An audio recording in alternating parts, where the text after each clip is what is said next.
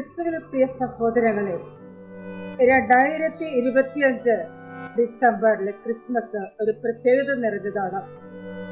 ക്രിസ്തുവിന്റെ മനുഷ്യാവതാരത്തിന്റെ മഹാജുബിലിക്കായി ഒരുങ്ങുന്ന ഈ പുണ്യദിനത്തിലാണ് നാം ഓരോരുത്തരും ബെത്ലഹേമിലെ പാലത്തിലേക്ക് നടന്നു നീങ്ങുന്ന നമ്മള് ലോകത്തിന്റെ രക്ഷകനായ ഉണ്ണിയേശു പിറന്നു വീഴുന്ന ആ പുണ്യസുദിനം മഹ്മാർ കാഴ്ച സമർപ്പിച്ച സ്വർണത്തെക്കാളും കുന്തിരിക്കത്തെക്കാളും നിറയേക്കാളും അതിൽ നിന്നും വ്യത്യസ്തമായ ഒന്നിനെ കുറിച്ചാണ് നാം ഇവിടെ ചിന്തിക്കുന്നതും ധ്യാനിക്കുന്നതും.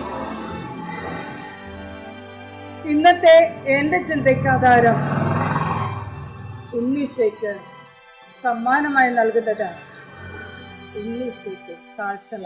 സാധാരണഗതിയില് താഴ്ത്തല എന്ന് ചിന്തിക്കുമ്പോൾ നാം എല്ലാവരും അതിനെ ഒരു ആഭരണമായിട്ടാണ് കാണുന്നത്.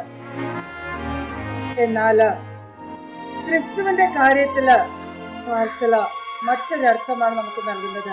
ദൈവപുത്രനായിരുന്ന ക്രിസ്തു പാപികളെയും രോഗികളെയും ദരിദ്രരെയും ഒറ്റപ്പെടുന്ന സമൂഹത്തിലുള്ളവരെയും അന്വേഷിച്ച് നടത്തിയ ഒരു യാത്ര, അതായിരുന്നു ക്രിസ്തുവിന്റെ സഞ്ചാരപാത എന്ന് പറയുന്നത്.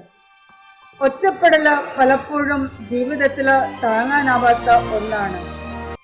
അങ്ങനെയെങ്കിൽ യഥാർത്ഥമായ കാഴ്ച എന്ന് പറയുന്നത് നമ്മുടെ പാദങ്ങളുടെ സമർപ്പണമാണ്.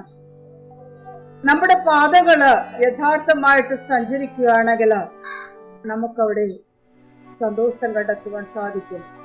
മറ്റുള്ളവരുടെ വേദനയില് അവനോടൊപ്പം സഹതപിക്കുന്നവരാണെങ്കിൽ നമ്മുടെ സഞ്ചാരം എപ്പോഴും ദൈവത്തിന്റെ തിരുവിഷ്ടം അനുസരിച്ചായിരിക്കും.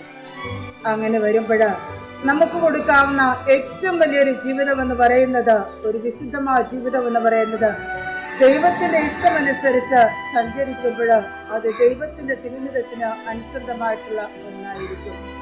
പ്രിയമുള്ളവരെ, നമ്മൾ ഇന്ന് ഈ പുൽക്കൂട്ടിലേക്ക് കടന്നു നീങ്ങുമ്പോൾ ക്രിസ്തുവിന്റെ കാഴ്ച, ഉണ്ണീശയ്ക്ക് നൽകുന്ന സമ്മാനമെന്ന കാഴ്ച നമ്മുടെ ഓരോരുത്തരുടെയും ജീവിതത്തിലെ പുണ്യങ്ങളാണ്.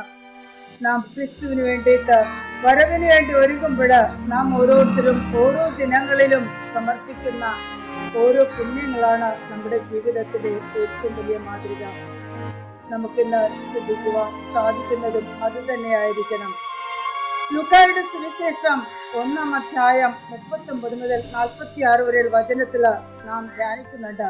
പരിശുദ്ധ അമ്മ വചനത്തെ സ്വീകരിച്ചുകൊണ്ട് തന്റെ ഇളയമ്മയായ എലിസബത്തിനെ മണിക്കൂറുകളോളം യാത്ര ചെയ്ത് അവിടെ ചെന്ന് അമ്മയ്ക്ക് വേണ്ടി, ആ ഇളയമ്മയ്ക്ക് വേണ്ടി ശുശ്രൂഷകൾ ചെയ്ത് 3 മാസത്തിന് ശേഷം തിരിച്ചു വരുന്നത്. ഇതൊരു പുണ്യത്തിന്റെ യാത്രയാണ്, തീർത്ഥാടനമാണ്, മഹാജുബിലിയുടെ ഒരു അനുഗ്രഹ നിമിഷമാണ്. അതിനാൽ ഇന്നത്തെ സൽപ്രവൃത്തിക്കായി സന്തോഷത്തിന്റെ 2-ാം രഹസ്യം ധ്യാനിച്ചുകൊണ്ട് നമുക്ക് പ്രാർത്ഥിക്കാം. സ്വർഗസ്ഥനായ ഞങ്ങളുടെ പിതാവേ, നന്മ നിറഞ്ഞ മറിയമേ എന്ന പ്രാർത്ഥന 3 പ്രാവശ്യം ഉരുവിട്ടുകൊണ്ട് ക്രിസ്തുവിന് നമ്മെ തന്നെ സമർപ്പിക്കാം. അങ്ങനെ നമ്മുടെ ഈ പ്രാർത്ഥനകളിലൂടെ നമുക്ക് ചിന്തിക്കുവാൻ സാധിക്കണം, എൻ്റെ ഈ പ്രാർത്ഥനകളുടെയും ജീവിതത്തിന്റെയും അർത്ഥം ക്രിസ്തുവിന് നൽകുന്ന സമ്മാനമായ കാഴ്ച നമുക്ക് സമർപ്പിക്കാം. ഈ പുണ്യമായ ദിനത്തില് നല്ലൊരു ക്രിസ്മസ് ആഘോഷിക്കുവാനായിട്ട് നമുക്ക് ഒരുങ്ങാം. ദൈവം നമ്മെ ഓരോരുത്തരെ അനുഗ്രഹിക്കട്ടെ. ദൈവത്തിന് നന്ദി.